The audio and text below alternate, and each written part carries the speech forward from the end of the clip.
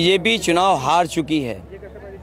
उनकी भाषा से, उनके भाषण से पूरे देश की जनता जान गई है कि उनका काउंटडाउन शुरू हो गया है। जितना ऊंचाई पे उन्हें जाना था वो जा चुके हैं।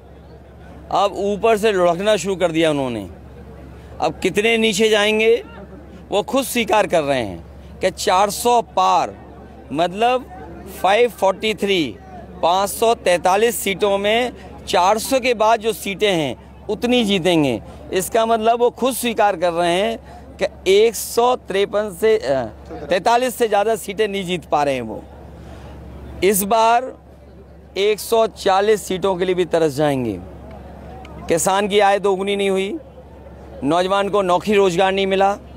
जो निवेश के सपने दिखाए थे कि इतने लाख करोड़ का लखनऊ में निवेश आया है, 1 डिस्ट्रिक्ट 1 प्रोडक्ट, डिफेंस एक्सपो और G20, न देश की जनता, उत्तर प्रदेश की जनता इन्वेस्टमेंट मीट भूली है, ना डिफेंस एक्सपो भूली है, ना G20 के आयोजन भूली है। और 1 डिस्ट्रिक्ट 1 प्रोडक्ट उसका क्या ज़मीन पर दिखाई दे रहा है। इसलिए नौजवान जो बेरोजगार है, 90% नौजवान बेरोजगार रह गया। हर परीक्षा इन्होंने पेपर लीक करा दिया। अभी आखिरी में जो पुलिस भर्ती हुई उसका भी पेपर सरकार ने जानबूझ करके लीक करा दिया। क्या बीजेपी की सरकार उत्तर प्रदेश में, बीजेपी की सरकार हरियाणा में, और इनका पेपर लीक हो रहा है। सरकार नौकरी नहीं देना चाहती, जानबूझ करके पेपर लीक कराया।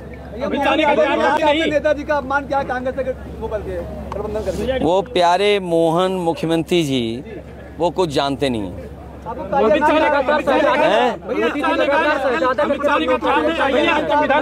क्या कहा उन्होंने? संविधान बदलने के लिए लगातार शहजादा कह रहे हैं। देखिए, शहंशाह इस बार जाने वाले हैं। शहंशाह को हटाने वाले इस देश की जनता है।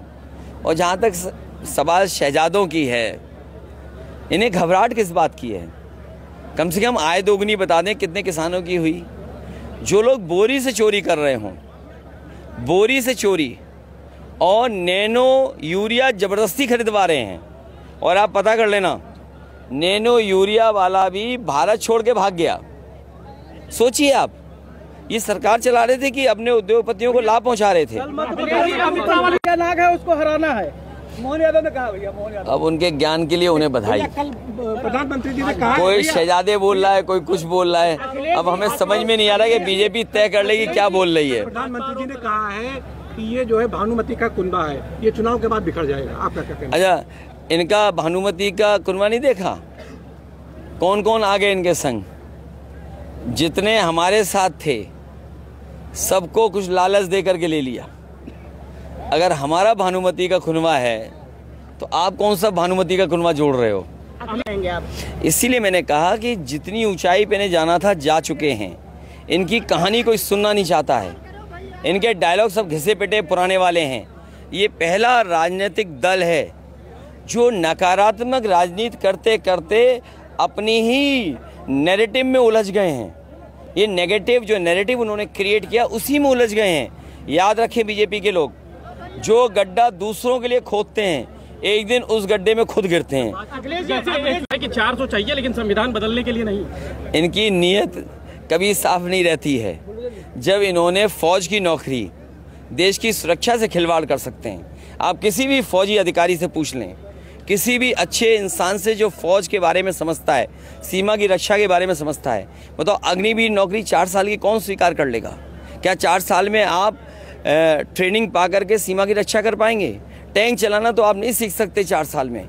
आप क्या उम्मीद करोगे सीमा की रक्षा करेंगे? और क्या भरोसा बीजेपी वालों का, जिन्होंने नोटबंदी कर दी हो, बैंकें डुबा दी हो, हमारे खाकी वर्दी वालों की भी नौकरी 3 साल कर दें? कोई भरोसा है इनका? संविधान में नौकरी है कि नहीं है? बताओ, आउटसोर्स कर दी नौकरी कि नहीं कर दी? सब संविदा और आउटसोर्स में नौकरी है कि नहीं है? अरे आप लोग भी खुशियां मनाइए। 4 जून को आपके लिए भी खुशियों का दिन आ रहा है। फ्रीडम ऑफ प्रेस, प्रेस भी आज़ाद होगी उस दिन। हमारे उत्तर प्रदेश के मुख्यमंत्री उल्टा पुल्टा मुख्यमंत्री हैं। उनका ज्ञान नहीं देखा आपने? विधानसभा में कह रहे 36 में नहीं 46 में 56, आज तक गिनती नहीं बता पा रहे। और जो कहते थे सुबह 4 बजे उठकर योगा करते हैं, जब वो योगा करने तो कैसे हिल रहे थे, देखा नहीं था क्या आपने? अमित शाह जी ने कहा